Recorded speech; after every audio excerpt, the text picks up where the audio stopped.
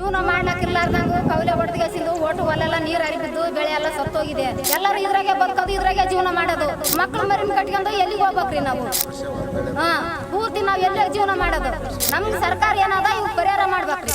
SBC ಕಾಲುವೆ ಒಡೆದು ಜಮೀನಿಗೆ ನೀರು ನುಗ್ಗಿದೆ. ಅಧಿಕಾರಿಗಳ ನಿರ್ಲಕ್ಷ್ಯಕ್ಕೆ ಸುಮಾರು 60 ಎಕರೆ ಬೆಳೆ ನಾಶವಾಗಿದೆ. ಕೆಬಿಜೆಎನ್ಎಲ್ ಅಧಿಕಾರಿಗಳ ವಿರುದ್ಧ ರೈತರು ಆಕ್ರೋಶ ಹೊರಹಾಕ್ತಿದ್ದಾರೆ. ಯಾದಗಿರಿಯ ವಡಗೇರ ಭಾಗದಲ್ಲಿ ನಡೆದಿರುವಂತಹ ಘಟನೆ ಇದು. ಎಸ್ಬಿಸಿ ಕಾಲುವೆ ಒಡೆದು ಜಮೀನಿಗೆ ನೀರು ನುಗ್ಗಿರುವಂತದ್ದು. ಅಧಿಕಾರಿಗಳ ನಿರ್ಲಕ್ಷ್ಯಕ್ಕೆ ಸುಮಾರು 60 ಎಕರೆ ಬೆಳೆ ನಾಶವಾಗಿದೆ. ಕೆಬಿಜೆಎನ್ಎಲ್ ಅಧಿಕಾರಿಗಳ ವಿರುದ್ಧ ರೈತರು ಆಕ್ರೋಶವನ್ನ ಹೊರಹಾಕ್ತಿದ್ದಾರೆ. ಯಾದಗಿರಿಯ ವಡಗೇರ ಭಾಗದಲ್ಲಿ ನಡೆದಿರುವಂತಹ ಘಟನೆ ಇದು.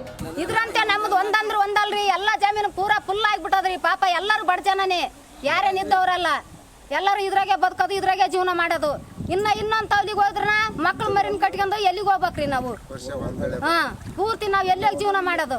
ನಮ್ಗೆ ಸರ್ಕಾರ ಏನದ ಇವ್ ಪರಿಹಾರ ಮಾಡ್ಬೇಕ್ರಿ.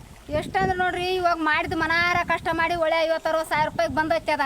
ಈಗ ಏನ್ ಮಾಡಿನ ಎಲ್ಲ ಲಾಸ್ ಆಗಿಬಿಟ್ಟದ. ಒಳ್ಳೆ ಒಬ್ಬೊಬ್ರದ್ದು ನಾವು ಕೂಲಿ ಮಾಡಿಗೇಸಿ ಬದುಕವ್ರು, ನಾವು ಬಂದು ಊರು ಬಿಟ್ಟು ಬಂದಿಗೇಸಿ ಇಲ್ಲಿ ನಾವು ಮಾಡ್ಲಕತ್ತೀವಿ. ಜೀವನ ಮಾಡಿದ್ರೆ ಆಯ್ತು, ಎಲ್ಲನ ಸಿಕ್ಕರ್ ಜೀವನ ಮಾಡ್ಬೇಕಂತ ಬಂದೀವಿ.